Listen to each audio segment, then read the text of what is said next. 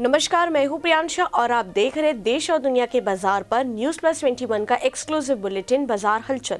Vodafone idea share मंगलवार को 19% टूटा तो बुधवार को 10% चढ़ा। यूको बैंक ने लॉन्च किया रुपए select contact less debit card, मिलेगा 10 लाख रुपए तक का फायदा। चीन को राहत देने की तैयारी, कुछ निवेशकों के लिए FDI नियमों के बदलाव पर विचार कर रही सरकार। सोने का दाम हुआ कम, चांदी भी टूटी। 20% तक महंगे हो गए साबुन और डिटर्जेंट, HUL ने बढ़ाई कीमतें। कल्पतरू पावर ने NCD निर्गम से जुटाए 200 करोड़ रुपए। रतन इंडिया एंटरप्राइजेस अपनी इकाई कोको ब्लू रिटेल में 350 करोड़ रुपए का निवेश करेगी। पेटीएम की तुलना बजाज फाइनेंस से की जानी चाहिए, बोले विजय शेखर शर्मा।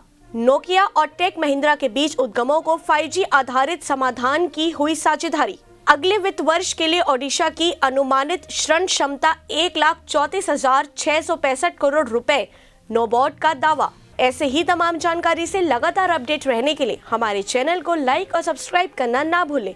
नोटिफिकेशन के लिए बेल आइकन जरूर दबाएं। देखते रहिए न्यूज प्लस 21, आपके हक की बात।